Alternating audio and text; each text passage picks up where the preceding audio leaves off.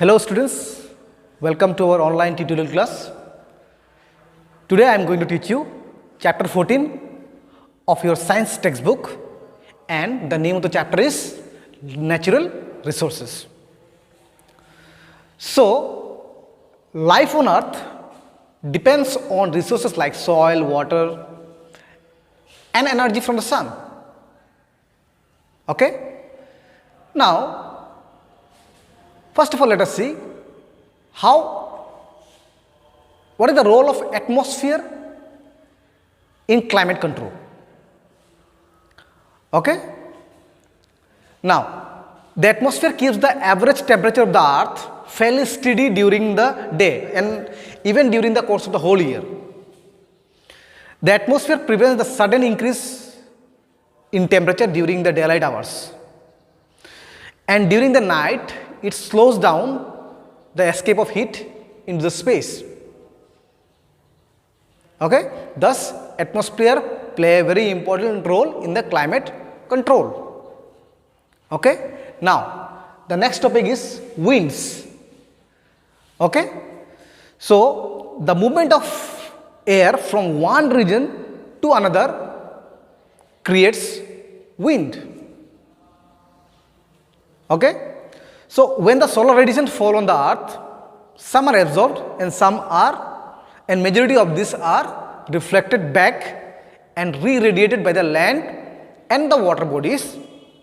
This reflected or re-radiated solar radiations heat up the atmosphere, okay, from below. As a result, convection currents are set up in air. But since lands get heated faster than the air above the land gets heated faster than the air above the water bodies. During the day, the air above the land gets heated faster and starts rising, creating a region of low pressure below. As a result, the air over the sea moves into this region of low pressure and forms what we call wind. Okay? Now, the next topic is how are clouds formed? Now, when the water bodies are heated with solar radiations during the day, a large amount of water evaporates and goes into the air. As the air rises, it expands and cools. This cooling causes the water vapors in the air to condense as tiny droplets. Dust or other suspended particles act as nucleus for these droplets. This droplet of water, once formed, slowly grow bigger by the condensation of more water droplets. An enormous collection of tiny droplets of water appears as clouds. Now, when the droplets have grown big and heavy, they fall in the form of rain. Okay? Now, a very important topic is air pollution. What is air pollution and what are the causes of the air pollutions? Okay? First of all, let us see what is air pollution. The contamination of air, okay, with harmful gases like sulfur dioxide, carbon monoxide, smoke and dust is called air pollution. Clear? Now, what are air pollutants? So, what do you mean by air pollutants? The substance whose presence in air makes it impure. The substance whose presence in air makes it impure or contaminated is called air pollutant. Clear? So, the major pollutants which cause air pollutions are sulfur dioxide, nitrogen monoxide, excess of carbon dioxide, chlorofluorocarbon and suspended particles such as dust, smoke and other things. Now, what are the sources of air pollutions? Most of the air pollution is caused by burning of fuels such as wood, cow dung, cake, coal, kerosene, petrol, diesel in homes, smokes coming out from the motor vehicles, factories and thermal power plants. Okay? Now, what are the effects of the air pollution? Now, inhaling these harmful gases may cause asthma, bronchitis and allergic cold. Pollutant gases cause irritation in eyes, throats and lungs, and also many heart related diseases. Clear? Now, the next topic is what is water pollution? How water gets polluted. Okay? So, first and foremost, fertilizers and pesticides are being used excessively in the field for the crop production. They are washed by rainwater into water bodies and pollutes them. So that is one cause of water pollution. Next, sewage from our towns and cities and the waste from factories are also dumped into rivers or lakes, causing water pollution. Then, the removal of desirable substances from water bodies. Now, as you know, dissolved oxygen is used by the animals and plants that live in water, dissolved oxygen. So, aquatic plants and animals take dissolved oxygen. Any changes that reduce the amount of the dissolved oxygen would adversely affect these aquatic organisms. Other nutrients could also be depleted from the water bodies. So, these are the three main causes of water pollution. Now, the next topic is how is soil formed? Now, soil is formed by the breaking down of rocks at or near the surface of the earth by various physical, chemical and biological processes, by various factors such as wind, sun, water and living organisms. So, it is a slow process that takes thousands of years. So, the formation of soil is a very slow process. It takes a long time. It takes thousands of years for the formation of soil. As a result of this process, large rocks are converted into smaller pieces and eventually to the soil. Living organisms such as insects and microorganisms make the soil ready for the plants to grow. Now, the next topic is soil pollution. So, use of fertilizers, pesticides, over a long period of time destroy the soil structure by killing the soil microorganisms that recycle nutrients in the soil. Now, removal of useful components from the soil and addition of other substances which adversely affect the fertility of the soil and kill the diversity of organisms that live in it is called soil pollution. So, once again, removal of useful components from the soil and addition of other substances which adversely affect the fertility of the soil and kill the diversity of the organisms that live in it is called soil pollution. Now, the next topic is soil erosion. Now, what is soil erosion? The removal and transportation of the topsoil from its original position to another place with the help of agents such as strong winds or fast running water is called soil erosion. Okay? So, the removal of the topsoil, because plants grow on the topsoil, the removal of the topsoil with the topsoil with the agents such as strong winds and fast running water is called soil erosion. Now, one more thing, Overgrazing may also lead to soil erosion, which you need to keep in your mind. Overgrazing may also lead to soil erosion. Okay. Now, how soil erosion can be prevented? This is very important. How soil erosion can be prevented?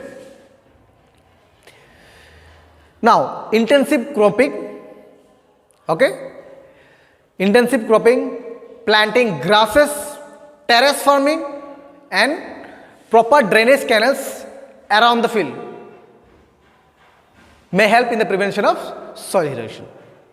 So, once again I repeat, intensive cropping, planting grasses, terrace farming, and proper drainage canals around the field will help in preventing soil erosion. Now, the next topic is water cycle. The process in which water evaporates and falls on the land as rain and later flows back into the sea via rivers is called water cycle. Okay? The water from the water bodies on evaporation move up. As the vapor rises up in the atmosphere, they become cooler and condense and forms clouds, and which fall down as rain. After rain, it passes through rivers and gets collected again in the ocean. The circulation of water in this manner is known as water cycle. So, the water from the water bodies on evaporation move off. As the vapor rises up in the atmosphere, they become cooler and condense and form clouds, and which fall down as rain. After rain, it passes through rivers and gets collected again in ocean. The circulation of water in this manner is known as water cycle. Now, the next topic is nitrogen cycle. Nitrogen makes up 78% of our atmosphere. It is an important part of life as it makes protein, nucleic acids and vitamins. Now, the atmospheric nitrogen is difficult to use.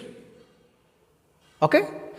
So, atmospheric nitrogen is difficult to use. Hence, there is a necessity to fix the nitrogen in its useful forms. Let us learn in detail about nitrogen cycle. The first step of nitrogen cycle is nitrogen fixation.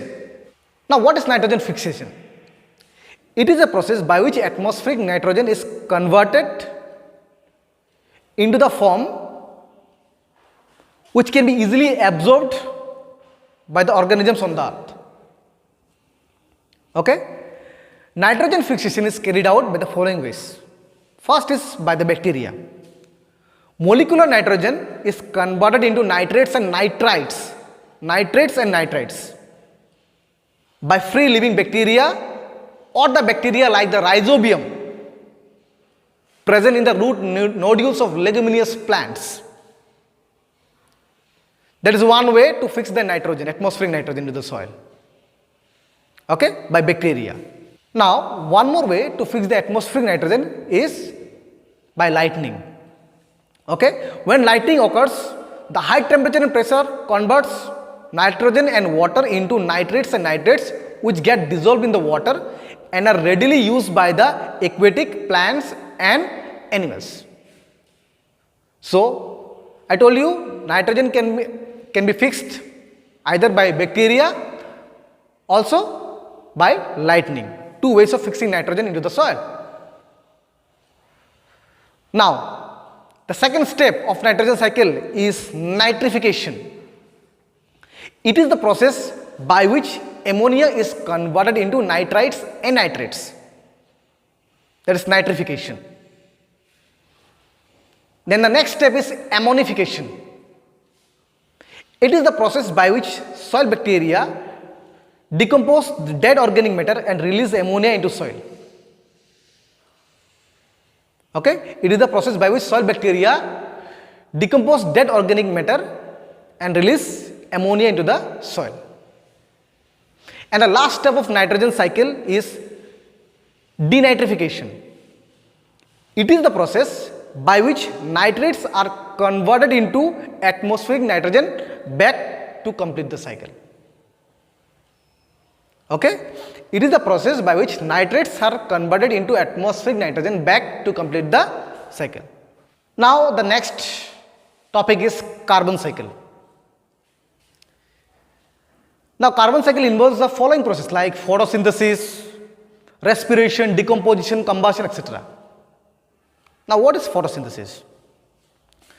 In this process, plants form their food by absorbing the atmospheric carbon in the form of carbon dioxide gas and release oxygen gas. So, plant use carbon dioxide and release oxygen gas from the atmosphere. Okay?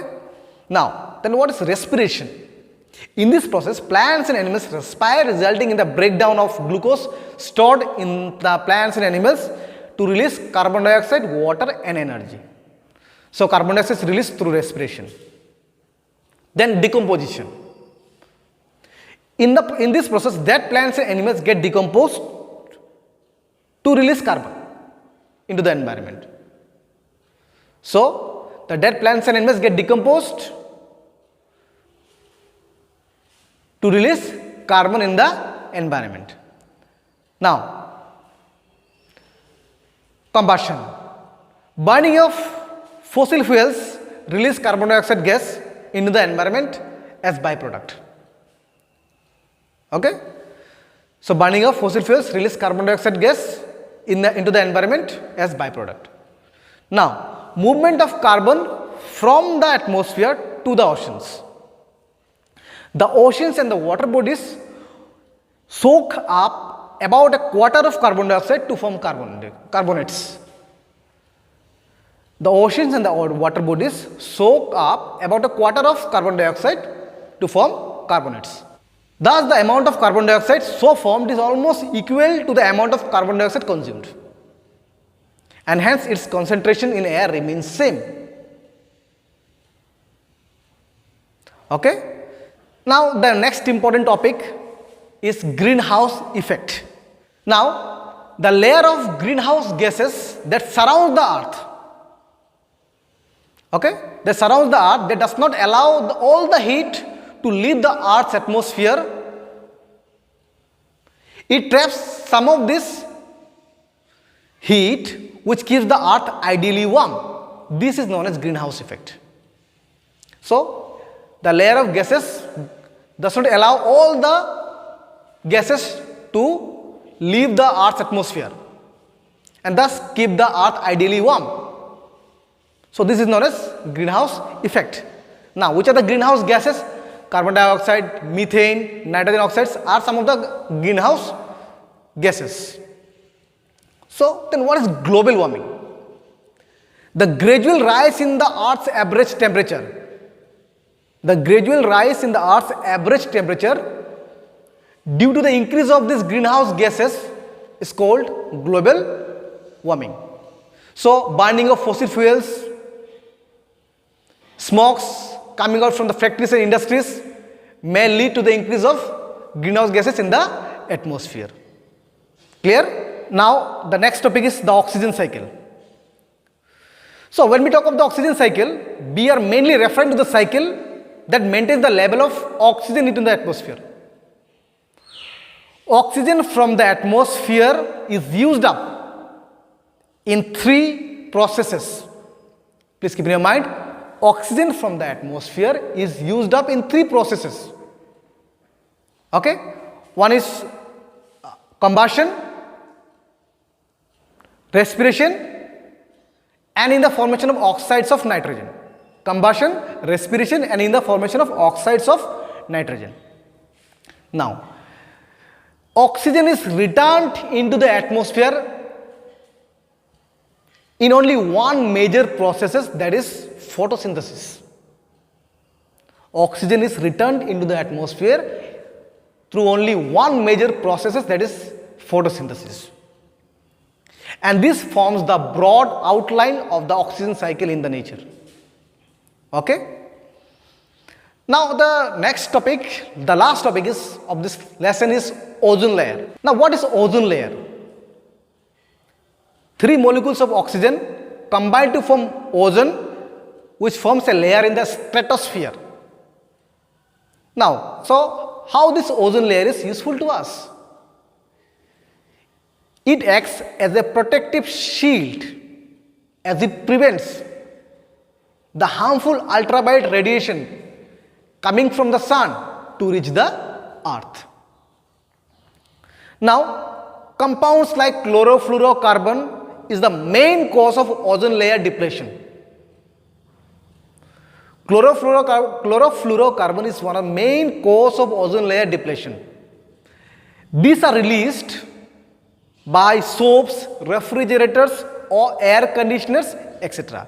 So chlorofluorocarbons are released by soaps, refrigerator, air conditioners, etc. Clear? So that's all in this video. Thank you.